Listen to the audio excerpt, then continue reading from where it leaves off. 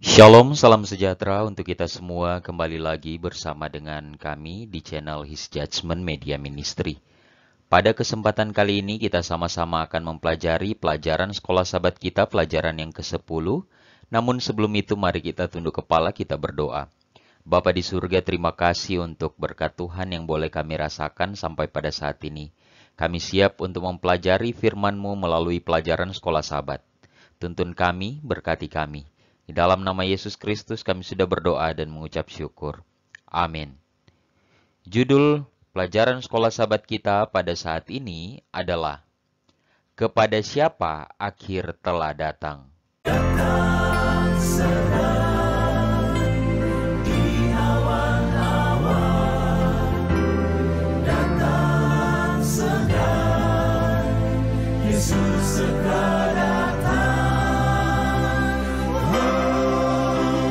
Angkat nafiri dan bunyikanlah, Yesus kan datang segera.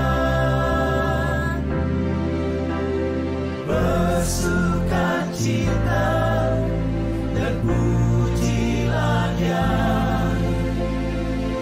Yesus kan datang segera. Ayat intinya terdapat di dalam 1 Korintus 10 ayat 11 dan 12. Semuanya ini telah menimpa mereka sebagai contoh dan dituliskan untuk menjadi peringatan bagi kita yang hidup pada waktu di mana zaman akhir telah tiba. Sebab itu siapa yang menyangka bahwa ia teguh berdiri, hati-hatilah supaya ia jangan jatuh. 1 Korintus 10 ayat 11 dan 12. Dalam beberapa kesempatan, Yesus berbicara tentang akhir dunia kita. Ketika berbicara mengenai topik ini, Ia mencontohkan saat-saat ketika Tuhan harus menghancurkan dunia sebelum air bah dan kota-kota Sodom, Gomora, Admah, dan Zeboim. Kedua peristiwa bersejarah ini sangat penting dalam kehidupan manusia. Keduanya merupakan contoh nyata penghakiman ilahi dan peringatan tentang berakhirnya kasih karunia penebusan. Kita akan belajar pada pelajaran kita, akhir sudah dekat bagi dunia sebelum air bah, sebuah pengumuman yang sudah lama, penutupan pintu rahmat, akhir datang bagi kota Sodom dan Gomora, alasan penghancuran, penghakiman sebelum kehancuran, dan akhir dunia kita sudah dekat, penghakiman sebelum penutupan kasih karunia. Akhirnya akan datang bagi dunia. Akhir yang sudah diumumkan lama dalam Matius 24 ayat 37. Pada waktu itu akan tampak tanda anak manusia di langit dan semua bangsa di bumi akan meratap dan mereka akan melihat anak manusia itu datang di atas awan-awan di langit dengan segala kekuasaan dan kemuliaannya. Dunia berguncang seakan-akan berputar keluar dari orbitnya. Segala sesuatu berguncang. Tiba-tiba, langit memudar seperti gulungan yang digulung. Saatnya telah tiba. Yesus muncul, memenuhi langit dengan kemuliaannya. Wahyu 6 ayat 12-14. Namun banyak orang tidak menerimanya dengan sorak-sorai dan kegembiraan, melainkan dengan teriakan panik dan ketakutan. Sembunyikanlah kami terhadap anak domba, atau Yesus dalam Wahyu 6 ayat 16. Yesus membandingkan akhir dunia dengan zaman Nuh dalam Matius 24 ayat 37. Apa persamaan yang kita temukan dengan deskripsi dalam kitab Wahyu? Dunia berguncang. Bersamaan dengan turunnya hujan, air pun muncul dari dalam bumi, Kejadian 7 ayat 11-12. Namun hal itu tidak terjadi tanpa peringatan. Selama 120 tahun, pengkhotbah dari kebenaran telah memperingatkan tentang datangnya banjir. Kejadian 6 ayat 3, 2 Petrus 2 ayat 5. Demikian pula sejak akhir abad ke-18, orang-orang telah berkhotbah tentang kedatangan Yesus yang sudah dekat. Jadi, mereka yang menjauh dari Yesus pada saat itu bukan karena ketidaktahuan, tetapi karena mereka tidak mau percaya kepadanya. Saudara-saudaraku yang diberkati oleh Tuhan, sama halnya pada zaman Nuh. Ketika dunia ini akan dibinasakan dengan air bah, Tuhan melalui Nuh memperingatkan orang-orang bahwa bertobat. Nuh berkhotbah 120 tahun lamanya, tetapi apa yang terjadi? Mereka tidak mau percaya. Dan inilah juga yang akan dialami oleh umat manusia di akhir zaman. Pekabaran-pekabaran tentang kedatangan Yesus yang tidak lama lagi terus dikhotbahkan. Namun, seringkali kita menolak untuk percaya pekabaran-pekabaran itu. Dan pada akhirnya, kita binasa bukan karena ketidaktahuan kita, tapi karena kita tidak mau percaya dan mengikuti Yesus. Penutupan pintu rahmat atau penutupan pintu kasihan. Ibrani 11 ayat 7, karena iman maka Nuh dengan petunjuk Allah tentang sesuatu yang belum kelihatan, dengan taat mempersiapkan bahtera untuk menyelamatkan keluarganya. Dan karena iman itu ia menghukum dunia, dan ia ditentukan untuk menerima kebenaran sesuai dengan imannya. Saudara-saudaraku, saat mempersiapkan bahtera, Nuh memperingatkan warganya tentang kehancuran yang akan terjadi dan mengajak mereka untuk bertobat. 7 hari sebelum peristiwa itu, Nuh memasuki bahtera dan Tuhan menutup pintunya. Dalam Kejadian 7 ayat 1-4, 15-16. Meskipun menyaksikan kejadian-kejadian luar biasa seperti masuknya hewan-hewan ke dalam bahtera dengan selamat, mereka tetap melanjutkan kegiatan sehari-hari mereka dalam Lukas 17 ayat 27. Tidak seorang pun ingin masuk ke dalam bahtera sebelum pintu ditutup. Peristiwa-peristiwa dunia pada saat ini memperingatkan kita tentang kedatangan Yesus yang sudah dekat. Kita berkewajiban untuk memperingatkan dunia ini dan memberi mereka kesempatan untuk menerima Yesus sebelum pintu kasih karunia ilahi ditutup seperti pintu bahtera. Banyak yang akan mencemooh, tetapi yang lain akan menerimanya.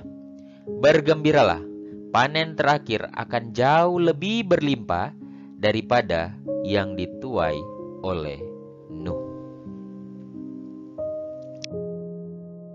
Akhir sudah dekat bagi kota Sodom dan Gomora. Kita akan belajar peristiwa yang terjadi bagi kota Sodom dan Gomora. Alasan kehancuran kota Sodom dan Gomora dalam Yudas 1 ayat 7. Sama seperti Sodom dan Gomora dan kota-kota sekitarnya yang dengan cara yang sama melakukan percabulan dan mengejar kepuasan-kepuasan yang tak wajar, telah menanggung siksaan api kekal sebagai peringatan kepada semua orang. Yesus membandingkan kedatangannya yang kedua dengan saat Lot dibawa keluar dari Sodom dan api menghanguskan kota itu dalam Lukas 17 ayat 8-30. Jika perbandingan dengan zaman Nuh berbicara kepada kita tentang ketidakpercayaan, maka zaman Lot berbicara kepada kita tentang imoralitas dan kekacauan sosial dalam Yudas 1 ayat 7, Yeskiel 16 ayat 49-50, dan 2 Petrus 2 ayat 6-8. Hati manusia selalu jahat, Yeremia 17 ayat 9, dan Roma 1 ayat 24-32. Bahkan orang Kristen telah melakukan tindakan yang memalukan. Namun akhir-akhir ini kejahatan dinyatakan sebagai kebajikan, dan kebajikan itu sendiri diejek. Hati nurani seperti hati nurani Daud telah mati rasa. Dunia kita membutuhkan orang-orang seperti Nathan yang akan membangkitkan kesadaran mereka dan menguatkan mereka dengan pesan, Tuhan telah menghapus dosa-dosamu, kamu tidak akan mati. 2 Samuel 12 ayat 13. Pengadilan sebelum kehancuran.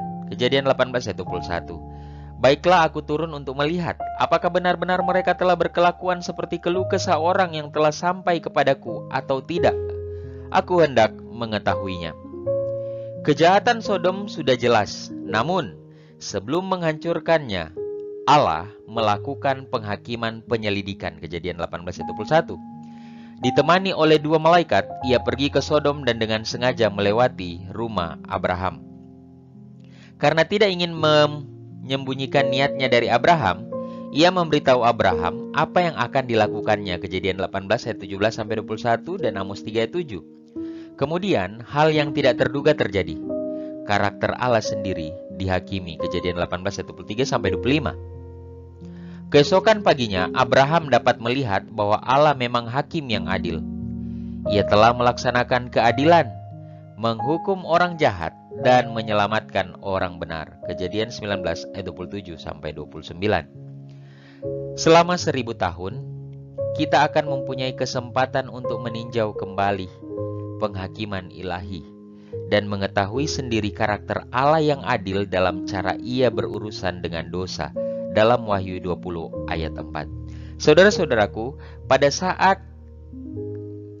pengadilan sebelum kehancuran Sodom dan Gomora, Tuhan berbicara kepada Abraham, kemudian Abraham memberikan doa syafaat mengenai Lot.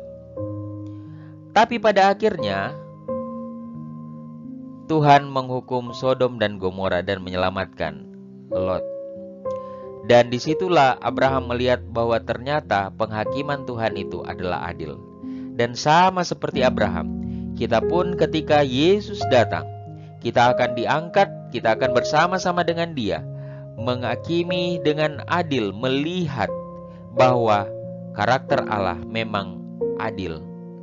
Dan Dia bisa mengatur segala sesuatu, bahkan Dia menghakimi segala sesuatu dengan cara yang adil.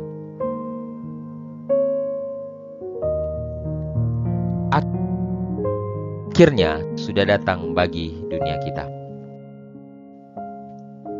Pengadilan sebelum penutupan kasih karunia. Dalam Daniel 7 ayat 9 sampai 10. Sementara aku terus melihat tahta-tahta diletakkan, lalu duduklah yang lanjut usianya.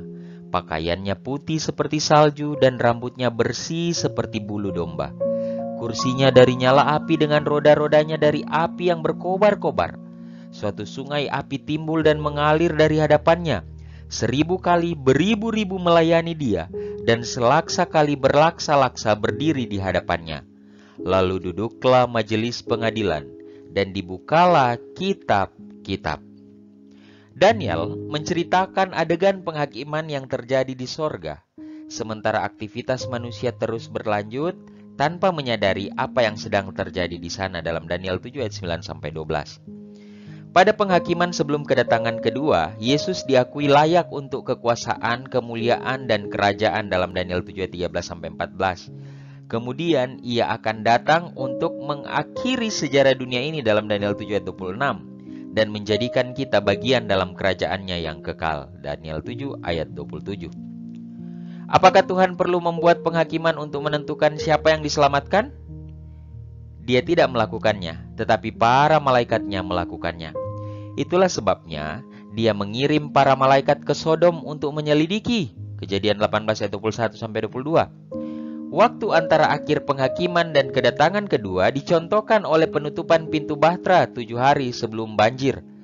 Setiap kasus akan diputuskan dan kasih karunia ilahi akan meliputi kita semua yang berpegang teguh padanya. Yakobus 2 ayat 12 sampai 13. 1 Yohanes 4 ayat 17. Saudara-saudaraku yang diberkati oleh Tuhan, mari kita lebih dekat lagi dengan Tuhan menjelang kedatangan Tuhan. Sebagai kutipan yang terakhir, jika orang-orang kudus di perjanjian lama menjadi terang yang cemerlang dan bersinar bagi dunia, kita harus bersinar lebih terang daripada mereka, karena kita memiliki semua terang yang mereka miliki, yang bersinar di jalan kita dari masa lalu, yang bersifat nubuat dan terang tambahan yang telah datang kepada kita dalam kehidupan Kristus. Nubuat yang lebih lengkap menyingkapkan Tuhan yang sejati. Allah memiliki terang khusus di zaman dunia ini. Pesan khusus untuk disampaikan dalam pemberitaan pesan malaikat ketiga. Perintah-perintah Allah dan kesaksian Yesus Kristus. Mari kita tunduk kepala, kita berdoa. Bapa di surga, terima kasih untuk pelajaran sekolah sahabat yang boleh kami pelajari pada saat ini. Kiranya ini boleh dapat menguatkan iman kami untuk terus bertumbuh di dalam Tuhan, dan semakin membuat kami mau untuk memberitakan Injil kepada orang lain, karena kami percaya Tuhan tidak lama lagi datang. Bantu kami, tolong kami, tuntun kami Tuhan. Berkati para pemirsa dimanapun mereka berada. Di dalam nama Yesus Kristus kami sudah berdoa dan mengucap syukur. Amin. Tuhan kiranya memberkati kita semua.